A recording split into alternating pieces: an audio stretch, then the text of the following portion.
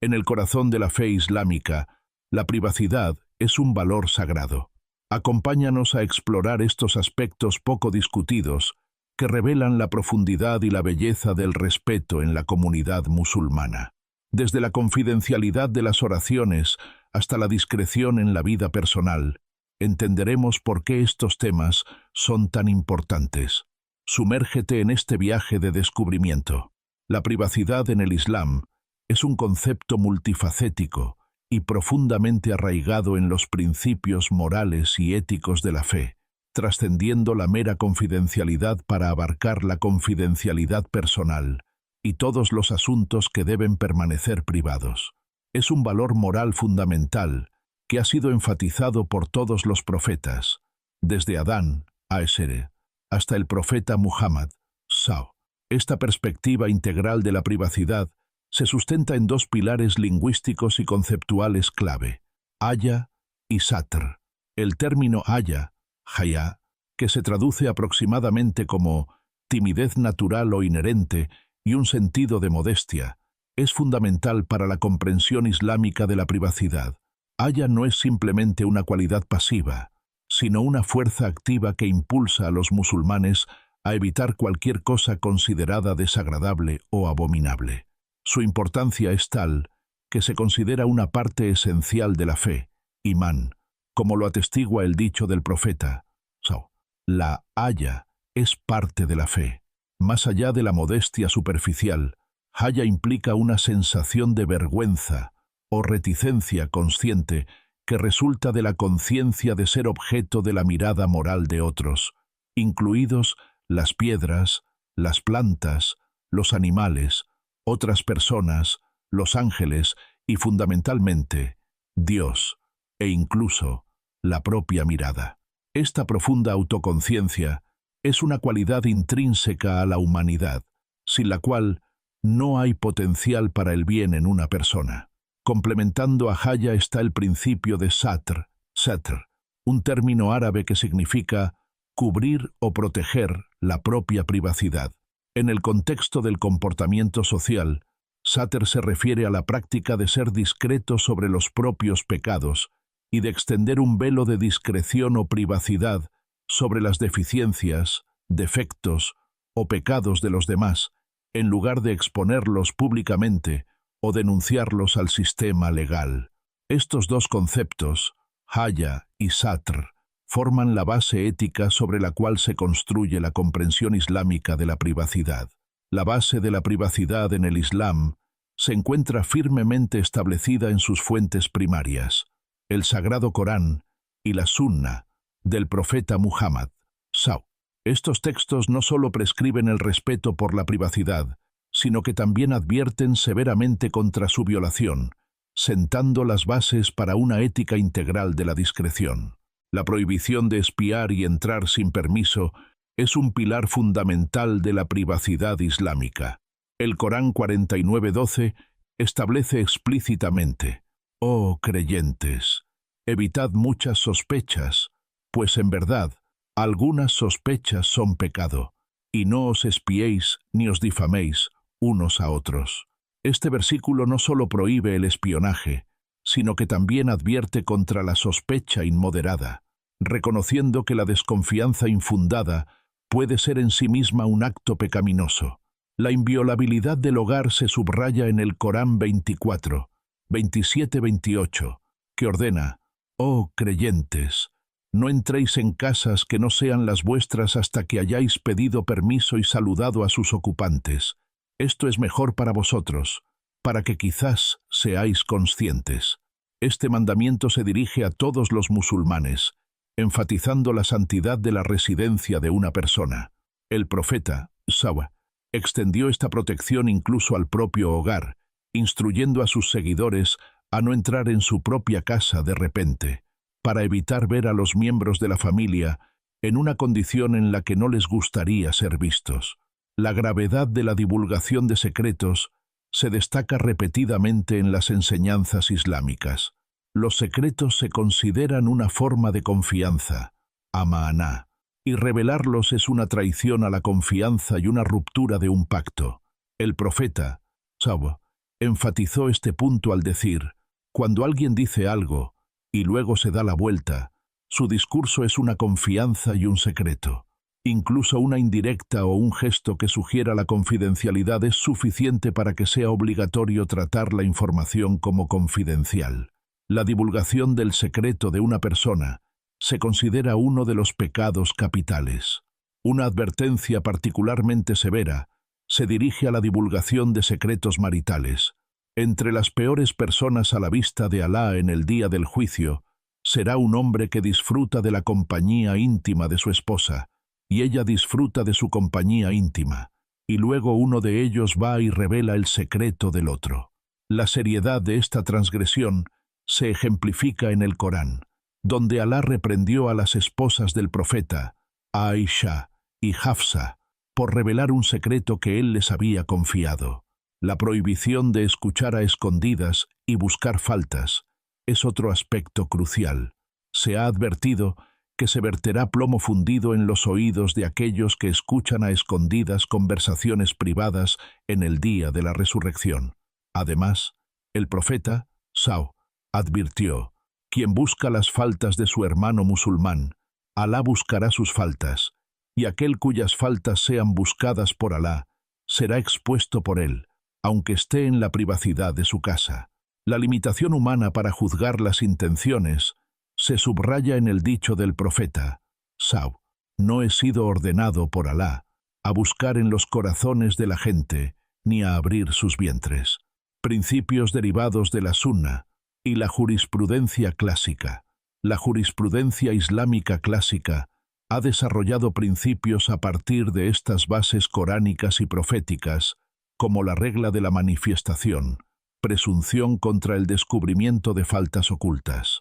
Los juristas generalmente presumían en contra de entrar en los hogares sin permiso, especialmente si la falta permanecía oculta. Al-Ghazali, un prominente jurista, articuló que la falta debe ser aparente sin espiar. Una distinción fundamental se hace entre pecados públicos y privados. La falta expuesta al público se considera más dañina que la falta privada. Espiar está prohibido porque hace públicos los pecados ocultos, que son asuntos entre Dios y el individuo. Esto se complementa con el principio de proporcionalidad y restricción, donde la intervención contra la falta debe ser mínima y necesaria, como lo delineó Al-Ghazali. También existe una distinción entre la autoridad judicial y ejecutiva. Los funcionarios ejecutivos, como la policía y los gobernadores, pueden tener un mayor margen de investigación que los funcionarios judiciales, cadís, quienes están sujetos a reglas jurisprudenciales más estrictas. Ibn Khaldún, un renombrado historiador y sociólogo, incluso señaló que la policía podía investigar delitos y forzar confesiones sin referencia a las leyes religiosas en algunas interpretaciones, lo que indica una flexibilidad para mantener el orden público. El marco islámico de la privacidad se extiende a varios aspectos de la vida, estableciendo principios generales que guían las interacciones individuales y colectivas. Estos principios buscan proteger la dignidad humana y fomentar una sociedad basada en la confianza y el respeto mutuo. La prohibición de la investigación y la intromisión es un principio estratégico en el sistema legal islámico. Se establece que los individuos disfrutan de libertad en sus asuntos privados, y cualquier interferencia por parte de otros es contraria al principio general de no interferencia, a menos que el propietario de la privacidad lo solicite o lo permita. Esta interferencia no se limita a acciones físicas, sino que incluye la supervisión oculta, la vigilancia, la investigación, la inspección o la revelación de secretos o deficiencias. El Corán 49:12 prohíbe explícitamente el tajasus, espiar, que se define como buscar asuntos privados y faltas, exponiendo lo que la gente ha ocultado. La confidencialidad de las comunicaciones y pertenencias es otro pilar. Las comunicaciones y pertenencias personales que los individuos no desean que otros conozcan son intrínsecamente confidenciales. En consecuencia, nadie puede conocerlas sin el permiso de la persona.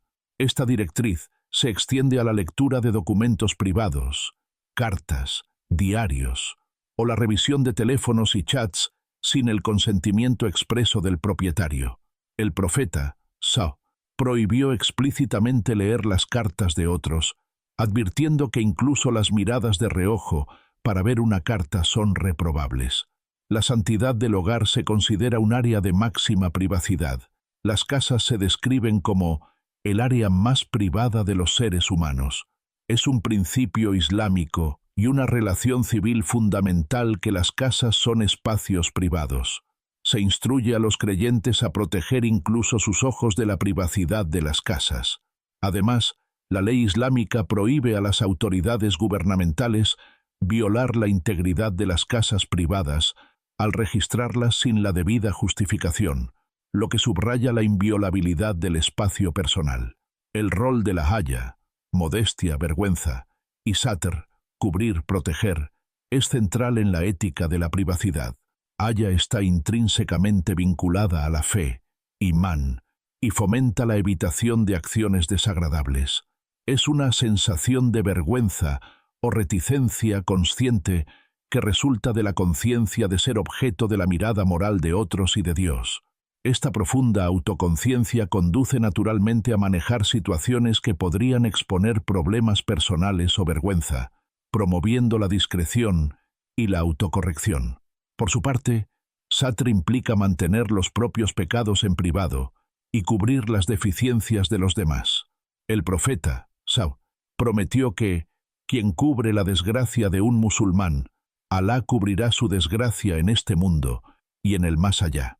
El verdadero propósito de satr es aconsejar a una persona que comete un error, dándole la oportunidad de reflexionar y corregir su comportamiento antes de que se haga público o se convierta en un asunto legal. La ética islámica de la privacidad se manifiesta en la identificación de ciertos temas que se consideran inapropiados para la discusión pública.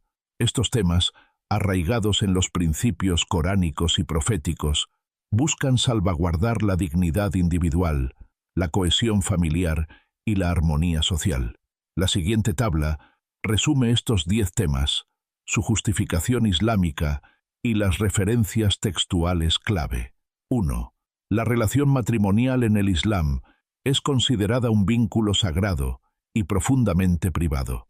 El Corán describe a los cónyuges como una vestidura cubierta para vosotros, y vosotros sois una vestidura cubierta para ellas. Corán 2, 187. Esta analogía subraya la función de protección, cobertura emocional y física que los cónyuges deben proporcionarse mutuamente. La divulgación de asuntos privados y detalles íntimos entre un marido y una esposa se considera una de las cosas más odiadas de la divulgación de secretos. El profeta Sallallahu emitió una advertencia contundente al afirmar que, entre las peores personas a la vista de Alá en el día del juicio, será un hombre que disfruta de la compañía íntima de su esposa, y ella disfruta de su compañía íntima, y luego uno de ellos va y revela el secreto del otro. Esta prohibición no solo abarca los detalles físicos de la intimidad, sino también las confidencias emocionales y personales compartidas dentro del matrimonio. 2. El principio de satr, cubrir, es primordial en el Islam con respecto a los pecados personales y las faltas ocultas. Este principio significa mantener los propios pecados en privado y no divulgarlos públicamente. La importancia de este concepto se extiende a la responsabilidad de los musulmanes de ocultar las faltas de otros. El profeta Sauba afirmó: quien cubre la desgracia de un musulmán, Alá cubrirá su desgracia en este mundo y en el más allá. H.R. Muslim. Esto se considera una forma de compasión que no solo brinda paz a los demás, sino que también trae grandes recompensas a quien lo practica, reflejando un carácter noble. Publicar los propios pecados también está prohibido, ya que quita el velo de ocultamiento que Alá ha puesto sobre ellos. A medida que exploramos estas 10 cosas, piensa en cómo la discreción y el respeto por la vida personal fortalecen la comunidad musulmana. ¿Te has preguntado cómo estas prácticas impactan las relaciones y la confianza entre las personas? Sigue leyendo y descubre la sabiduría detrás de estas enseñanzas. El principio de Satir actúa como un mecanismo para el perdón y la reforma social. El doble énfasis en ocultar los propios pecados y los de los demás, a menos que haya daño involucrado, sugiere un enfoque matizado de la responsabilidad moral. Fomenta el arrepentimiento individual sin la humillación pública, lo que podría llevar a la rebeldía. Para la sociedad, promueve la misericordia y previene la propagación del escándalo, creando un ambiente donde los individuos se sienten seguros para reformarse. Las excepciones para el daño continuo o los derechos de la víctima demuestran que Satir no es una licencia para la impunidad, sino una herramienta para prevenir el daño y fomentar la reforma privada, priorizando la justicia cuando hay daño público. Este equilibrio entre la dignidad individual y el potencial de arrepentimiento con la necesidad social de justicia y protección demuestra un marco ético pragmático que se adapta a la naturaleza y el impacto de la mala conducta. 3. La unidad familiar ocupa un lugar de honor especial en el Islam y se considera el componente básico de la sociedad. Por lo tanto, el Islam dirige a los musulmanes a construir familias fuertes con un nivel moral muy alto, reconociendo que la solidez de la sociedad depende de la solidez de sus unidades familiares. El mantenimiento de los lazos de parentesco, conocido como Silat al-Rahm, lazos del útero, es un tema que se enfatiza repetidamente en el Corán y el Hadith. Estos textos destacan la importancia de la bondad, el amor y el respeto hacia los padres, hijos, cónyuges y parientes. Discutir asuntos familiares delicados, especialmente disputas internas, en público está desaconsejado, ya que puede llevar a calumnias y conflictos innecesarios. Mantener la armonía familiar es crucial, como lo enfatizan los mandatos del Corán de hablar a la gente con buenas palabras. Corán 2, 83. Las directivas específicas para el respeto parental incluyen no llamar a los padres por sus nombres, no caminar ni sentarse delante de ellos, y no causar que alguien los maldiga. 4. Defectos físicos y apariencia personal. En el Islam, burlarse de la apariencia de alguien está estrictamente prohibido, ya que se considera un insulto indirecto a Alá, lo que implica un defecto en su creación. El Corán afirma: en verdad creamos al ser humano en la mejor forma. Corán 95, 4. Por lo tanto, la apariencia de nadie es digna de ridículo. El Corán 49, 11 advierte explícitamente contra la burla. Oh, creyentes, que ningún pueblo se burle de otro, pues quizás sean mejores que ellos, ni que las mujeres se burlen de otras mujeres, pues quizás sean mejores que ellas. Y no os critiquéis unos a otros, ni os llaméis con apodos ofensivos. Este comportamiento se considera que surge de la soberbia y la arrogancia, kibr, una enfermedad peligrosa que el Islam no tolera. De hecho, menospreciar a las personas es un signo de kibr, que es un pecado grave. La perspectiva islámica sobre el juicio de Alá difiere fundamentalmente de los juicios humanos superficiales. El profeta, Sau, enseñó: Alá no mira vuestra apariencia ni vuestras riquezas, sino que mira vuestros corazones y vuestras obras. Muslim. Esto significa que la verdadera grandeza y el valor de una persona residen en su taqwa, piedad, una cualidad que a menudo está oculta a la vista del público. Si es necesario aconsejar a alguien sobre asuntos relacionados con la salud o la apariencia, debe hacerse en privado, con sabiduría, hikma, y desde un lugar de amor y sinceridad, especialmente por parte de los padres o tutores hacia los hijos. La humillación pública de una persona por sus defectos físicos está estrictamente prohibida. 5. En el Islam, la discusión pública de la riqueza y las posesiones materiales se considera inapropiada, ya que la verdadera riqueza se define de manera diferente. El profeta, Sawabawe, afirmó: la riqueza no consiste en tener muchas posesiones. Más bien, La verdadera riqueza es la riqueza del alma. Sahih al-Bukhari, 6446. Sahih Muslim, 1051. Esta enseñanza subraya que la verdadera riqueza proviene del contentamiento y la satisfacción interior, no de la acumulación de bienes materiales. La perspectiva coránica refuerza esta idea, declarando: «Oh gente, sois vosotros los pobres, necesitados de Dios, mientras que Dios es el rico, el digno de alabanza». Corán 35, 15. Esto sitúa la dependencia humana en Alá y la autosuficiencia de Él, minimizando la importancia de las posesiones mundanas. El Islam enfatiza la moderación y advierte contra la extravagancia y la ostentación en todos los aspectos de la vida, incluida la exhibición de riqueza.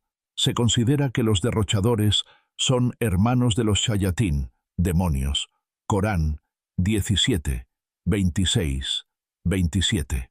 La discreción en la riqueza actúa como una protección contra la envidia y el materialismo.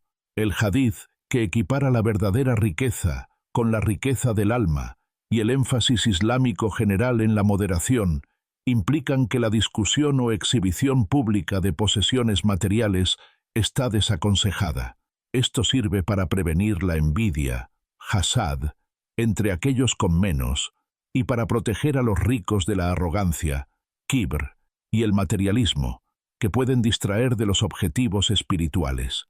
Se alinea con la idea de que, entre todo hombre bendecido, hay una persona envidiosa, sugiriendo que la discreción protege tanto al poseedor como a los demás de las emociones negativas. Al desalentar el discurso público sobre la riqueza, el Islam busca cultivar una sociedad donde el valor se coloque en las virtudes espirituales y morales, en lugar de la acumulación material, fomentando así la cohesión social y reduciendo las tensiones socioeconómicas. 6. Las prácticas religiosas individuales y la devoción privada son asuntos entre el creyente y Alá, y se consideran inapropiados para el escrutinio o la discusión pública. El profeta, Sab, afirmó: «No he sido ordenado, por Alá, a buscar en los corazones de la gente ni a abrir sus vientres». Esta declaración subraya la incapacidad humana para discernir las verdaderas intenciones, un conocimiento que solo Alá posee. El Corán 49, 12 advierte explícitamente: «Evitad muchas sospechas, pues, en verdad, algunas sospechas son pecado, y no os espiéis ni os difaméis unos a otros».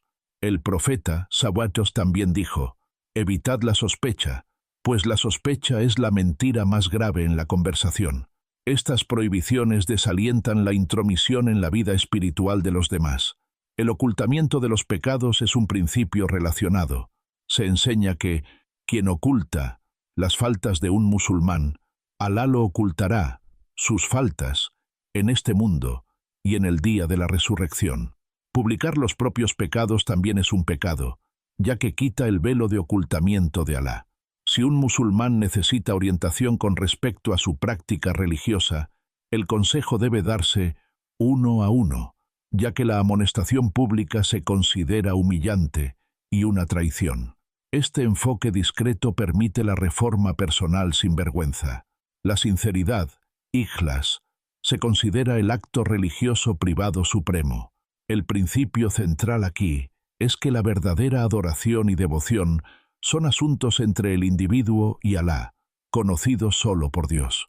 Publicitar las propias prácticas religiosas o juzgar la devoción privada de los demás corre el riesgo de caer en el riyá, ostentación, y la hipocresía, lo que anula la sinceridad, ikhlas.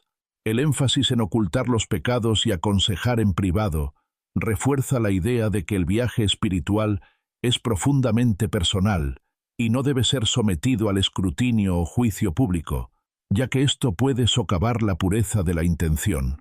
Esto fomenta una cultura espiritual que valora la piedad interior y la humildad por encima de las exhibiciones externas, alentando a los individuos a centrarse en su relación con Dios, sin la presión de la aprobación humana o el miedo al juicio de los compañeros. 7. En el Islam, Los secretos son considerados una confianza, amaná, y un pacto que debe cumplirse. Revelarlos es haram, prohibido, y se considera una traición a la confianza y una ruptura del pacto. La importancia de mantener los secretos es tan grande que la divulgación del secreto de una persona se considera uno de los pecados capitales. La confidencialidad de un asunto no requiere una declaración explícita. El profeta, Sao, enseñó que, cuando alguien dice algo y luego se da la vuelta, su discurso es una confianza y un secreto. Esto significa que si la forma de comunicación, por ejemplo, hablar en privado, mirar alrededor para asegurar la privacidad, implica confidencialidad, se convierte en una confianza que debe guardarse. Las consecuencias de revelar secretos son graves, incluyendo un castigo severo en el más allá. Sin embargo, existen excepciones a esta prohibición. La divulgación es permisible si hay un beneficio preponderante o para prevenir posibles daños. Esto incluye el testimonio judicial cuando sea necesario para la justicia. El profeta Sesosebol también especificó que las reuniones son confidenciales excepto 3, las que tienen como propósito derramar sangre ilegalmente, o cometer fornicación, o adquirir propiedades injustamente.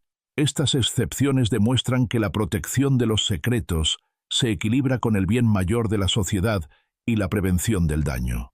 La confianza es la base de la interacción social.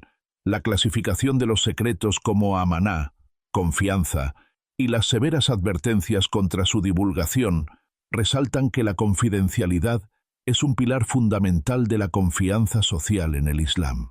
Si los individuos no pueden confiar en que los demás guardarán sus confidencias, el tejido de la interacción social, el apoyo mutuo y la comunicación abierta se erosionaría. Las excepciones para prevenir daños demuestran que esta confianza no es absoluta, sino que se equilibra con el bien mayor y la prevención de la injusticia, lo que indica un marco pragmático y ético. Este principio cultiva una comunidad donde los individuos pueden sentirse seguros al compartir asuntos personales, fomentando relaciones más profundas y el bienestar colectivo, al tiempo que proporciona una brújula moral para cuando la divulgación se convierte en un mal necesario para prevenir un daño social mayor. 8. El Islam establece una presunción contra el descubrimiento de faltas ocultas, conocida como la regla de la manifestación. El Corán prohíbe explícitamente espiar, 49:12, y entrar en los hogares sin permiso, 24:27-28, estableciendo la inviolabilidad del espacio privado. La prohibición de la investigación intrusiva abarca buscar las faltas de las personas para descubrir sus secretos. Esto incluye escuchar a escondidas, olfatear vino o palpar la ropa en busca de objetos prohibidos, como lo prohibió Al-Ghazali. Los mandatos se interpretan como limitaciones al poder estatal, con el objetivo de prevenir la sospecha, la vigilancia y la censura gubernamentales. Las acciones del califa Umar, quien se abstuvo de actuar sobre una falta descubierta espiando, sugieren una regla de exclusión para pruebas obtenidas ilegalmente. Sin embargo, existen excepciones a esta regla general, particularmente para delitos graves. La investigación oculta puede ser permisible para los delitos más graves, por ejemplo, adulterio, asesinato, cuando había información fiable de un informante de confianza. Al-Mawardi. Al-Ghazali también permitió la búsqueda si había una señal particular de una falta o si era reportada por 2 testigos. Existe una distinción en la autoridad entre los funcionarios judiciales, cadís, y los ejecutivos, policía. Los funcionarios ejecutivos pueden tener un mayor margen de investigación que los jueces, quienes están sujetos a reglas más estrictas. Ibn Khaldun señaló que la policía podía investigar delitos y forzar confesiones, sin referencia a las leyes religiosas, en algunas interpretaciones, lo que indica una flexibilidad para mantener el orden público. Este enfoque revela un equilibrio entre la privacidad individual y el orden público, maslahah. La tensión entre la fuerte prohibición de espiar y la autorización para investigar delitos graves revela una filosofía jurídica sofisticada. Sugiere que, si bien la privacidad individual es muy valorada, no es absoluta cuando amenaza directamente la seguridad o el orden público, maslahah. La distinción entre la autoridad judicial y ejecutiva refina aún más esto, indicando que el papel del Estado en el mantenimiento del orden podría requerir ciertas intrusiones, pero éstas deben justificarse con pruebas claras de daño público en lugar de una mera sospecha. La ley islámica busca lograr un delicado equilibrio entre la protección de la dignidad individual y la garantía de la seguridad colectiva, reconociendo que un derecho ilimitado a la privacidad podría permitir la corrupción o el crimen generalizados, mientras que una intrusión estatal sin control podría conducir a la tiranía. Este enfoque matizado prioriza el bien mayor al tiempo que defiende los derechos fundamentales. 9. La crítica en el Islam no solo es permisible, sino que a menudo se considera necesaria como una forma de ordenar el bien y prohibir el mal, al-Nasihah, con el objetivo de guiar y reformar. El profeta sallallahu alaihi wasallam afirmó: la religión es sinceridad, religión es sinceridad, religión es sinceridad. La crítica debe realizarse con una etiqueta específica. Debe hacerse con sinceridad, buscando la recompensa de Alá, evitando el mal pensamiento, siendo meticuloso y veraz, y evitando las maldiciones, las burlas, la difamación, la injusticia y la falsedad. Idealmente, debe presentarse al individuo como un regalo, como lo expresó el imam Jafar as-Sadiq. Así, mi hermano más querido para mí es el que me ofrece mis defectos como un regalo. Existe una distinción importante entre la crítica privada y pública. Para los individuos, se prefiere dar consejo en privado para evitar la humillación. Sin embargo, cuando se trata de figuras públicas, líderes e instituciones, la discusión y crítica pública han sido históricamente comunes y se consideran permisibles. El pecado de ghiba, maledicencia, no cubre a los funcionarios públicos, líderes musulmanes, instituciones públicas o asuntos públicos. El califa Umar, R.A., fue un ejemplo notable, ya que acogió la crítica pública, afirmando: que Alá bendiga a quien me muestra mis defectos, y el declive musulmán se materializará en el momento en que abandonen el deber de controlar a sus líderes y cuando sus líderes muestren reticencia a recibir y dar la bienvenida a tales críticas. Las condiciones para una crítica válida incluyen que debe basarse en hechos definidos, no en rumores o suposiciones, tener como objetivo la reforma, no la desgracia, hacerse con simpatía, no con superioridad, y sin insultos ni abusos. Además, la crítica al líder supremo debe planificarse inteligentemente para que los enemigos del Islam no la utilicen indebidamente. Existe una tensión dinámica entre la obediencia y la rendición de cuentas en la tradición islámica. La tradición permite la crítica a la autoridad, incluidos los eruditos y líderes religiosos, pero con una estricta adab, etiqueta. Esto sugiere un reconocimiento de la falibilidad humana incluso en posiciones de poder y un mecanismo de rendición de cuentas. La distinción entre la crítica privada, para individuos, y pública, para funcionarios públicos, indica un enfoque pragmático, consejo privado para el crecimiento personal, crítica pública para el bien público y la transparencia. El debate sobre la crítica a los gobernantes destaca una tensión entre mantener la unidad y evitar la contienda civil, y defender la justicia. Es importante señalar que algunas interpretaciones, particularmente las que se adhieren estrictamente a una perspectiva solo coránica, rechazan la autoridad del hadith, lo que afectaría la base de gran parte de esta etiqueta. Sin embargo, la opinión dominante en los textos analizados apoya el uso del hadith en el desarrollo de esta ética. El Islam fomenta una comunidad donde la retroalimentación constructiva se valora para la mejora colectiva. pero también lidia con los desafíos prácticos de equilibrar la disidencia con la estabilidad social, particularmente en lo que respecta a la autoridad política. El énfasis en adab asegura que la crítica siga siendo productiva y no degenere en difamación o sedición. 10. En el Islam, las diferencias de opinión religiosa han existido desde el principio y se reconocen como aceptables e incluso recompensadas por Alá. Esta tolerancia se debe a la complejidad de los textos, las diferentes interpretaciones y la variada autenticidad de las narraciones. El Corán mismo alude a esta realidad, indicando en 118-119 que la gente no dejará de discrepar, excepto aquellos a quienes tu Señor y sustentador ha concedido su misericordia. Se hace una distinción entre diferencias aceptables e inaceptables. Las diferencias son toleradas en asuntos donde no hay una evidencia clara e inequívoca, catí, en el Corán o en un hadith mutawatir, masivamente transmitido. En estos casos, el profeta s.a.w. mostró una aprobación tácita de las conclusiones divergentes, siempre que la intención fuera sincera de buscar la verdad. Esto explica la existencia de las diversas escuelas de pensamiento madahib en el Islam durante siglos sin un intento de resolver sus diferencias.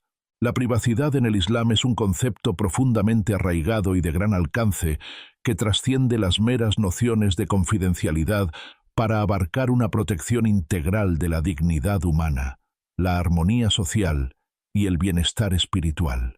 Fundamentada en los principios del Corán y la Sunna, así como en la jurisprudencia clásica, la ética islámica de la privacidad se manifiesta a través de los principios de haya, modestia y autoconciencia, y satr, cubrir las faltas propias y ajenas.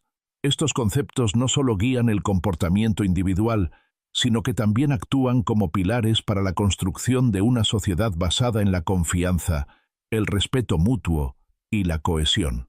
Ahora que hemos explorado juntos las 10 cosas de las que los verdaderos musulmanes nunca hablan, es momento de reflexionar sobre el profundo significado de la privacidad en la fe islámica. Esta práctica no solo resalta la importancia del respeto y la confianza entre individuos, sino que también fomenta un sentido de comunidad y unidad. Piensa en cómo estas enseñanzas pueden aplicarse en tu vida diaria. ¿Cómo puedes ser más consciente de la privacidad de los demás y de la tuya propia? Las lecciones que hemos compartido nos invitan a construir relaciones más sólidas y significativas, basadas en la empatía y el entendimiento. Te animo a que compartas tus pensamientos, experiencias o incluso preguntas sobre este tema. La conversación es esencial para crecer y aprender todos juntos. Recuerda, el respeto y la discreción son pilares fundamentales en nuestra convivencia.